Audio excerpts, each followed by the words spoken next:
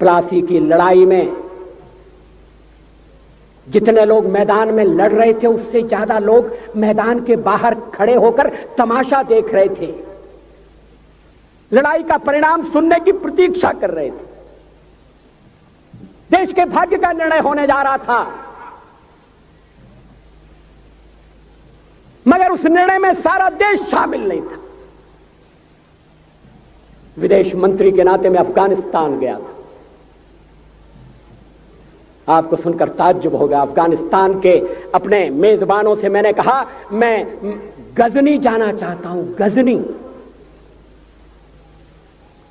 पहले वो मेरी बात उनकी समझ में नहीं आई, कहने लगे गजनी तो कोई टूरिस्ट स्पॉट नहीं है,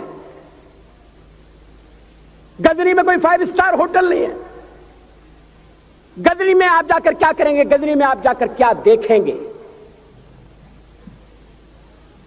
मैं उन्हें पूरी बात नहीं बता सकता था। मेरे हृदय में कहीं गजनी कांटे की तरह से चुभ रहा है। जब से मैंने गजनी से आए एक लुटेरे की कथा पढ़ी है और किशोरावस्था में पढ़ी है, मैं देखना चाहता था वो गजनी कैसा है। आपको सुनकर ताज्जुब होगा, महमूद गजनी का अफगानिस्तान के इतिहास में कोई स्थान नहीं है।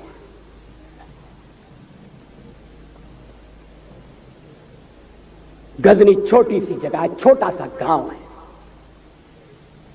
कल्पना करिए, सैकड़ों साल पहले वहां धूल उड़ती थी, झोंपड़ियां थी, मगर एक लुटेरा लुटेरों को इकट्ठा करता हुआ सोने की चिड़िया को लूटने के लिए चला आया। आपस की फूट से जो राजा है वो लड़ेगा, जो क्षत्रिय है वो लड़ेगा। हमने समाज के बहुत बड़े वर्ग को लड़ने के अधिकार से वंचित कर दिया। हमने उन्हें हथियार नहीं उठाने दिए। मार्शल नॉन मार्शल के आधार पर हमने समाज को बांट दिया। वो लुटेरा सोमनाथ के मंदिर तक चला गया। पुजारी देखते रहे। मंदिर की पूजा भक्तों को करना पड़ती है। मंदिर तो एक प्रेरणा का केंद्र है। मैं देशपांडे जी की तरह से नास्तिक नहीं हूं, मगर उनकी नास्तिकता में भी जो आस्तिकता है मैं उसका आदर करता हूं, उसका सम्मान करता हूं। वो जिस आत्मविश्वास से नास्तिक होने की बात कहते हैं, तो मैं उनसे कहना चाहता हूं वो सचमुच में नास्तिक नहीं है। जिसकी आस्तिकता है, जिसका विश्वास है, वो नास्तिक कैसे हो सकता है? विश्वास किसमें है यह बड़ी बात नहीं है, विश्वास है या नहीं। हमने समाज के बहुत से बड़े वर्ग को विश्वासहीन बना दिया।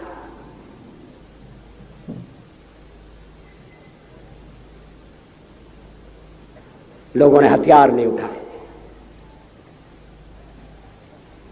वेद पढ़ने के दरवाजे बंद कर दिए। इसलिए हम पादाक्रांत हुए। अफगानिस्तान में मैंने एक बात और देखी। मुझे जिस होटल में ठहराया गया उसका नाम था कनिष्क। अफगानिस्तान एक मुस्लिम देश है। मुझे बड़ा ताज्जुब हुआ। मैंने कहा कनिष्क यहां कहां से आया? तो मेरे साथ अफगानिस्तान के विदेश मंत्री थे। मैंने कहा कनिष्क आपका कौन लगता है? कनिष्क से आपका क्या संबंध है? कहने लगे कनिष्क हमारा पूर्वज है, कनिष्क हमारा पुरखा है।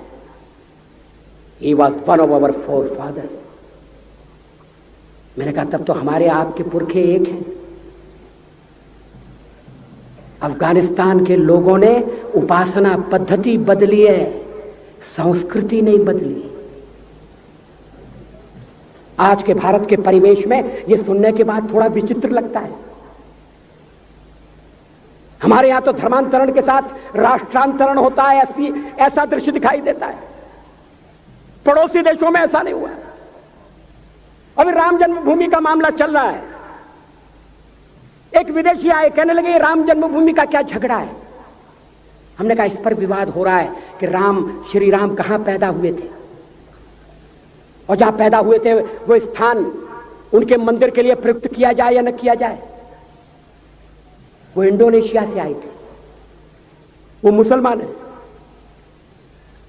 कहने लगे हम तो समझते थे कि राम के लिए सारे भारत में आदर होगा, सम्मान होगा।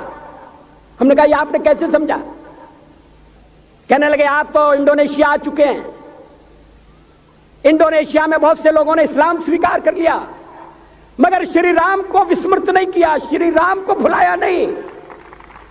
इंडोनेशिया के बाली द्वीप में 1 महीने रामायण की लीला होती है। मैं उस समारोह में जा चुका हूं। उस समय भी विदेश मंत्री मेरे पास बैठे थे। मैंने कहा ये रामायण ये क्या हो रहा है? मैंने कहा एक्सीलेंसी ये मंच पर क्या हो रहा है? कहने लगे एक्सीलेंसी आपको पता होना चाहिए। हमने कहा मुझे तो पता है मगर मैं जानना चाहता हूं। कहने लगे ये रामायण है, ये राम है, ये लक्ष्मण है, ये सीता है। हमने कहा इनसे आपका क्या संबंध है? आप तो मुसलमान हैं। कहने लगे हमारा संबंध बहुत पुराना है, हमारा तब का संबंध है जब हम मुसलमान नहीं हुए थे। थाईलैंड की राजधानी अयोध्या कही जाती है। थाईलैंड के राजा को आज भी राम कहा जाता है।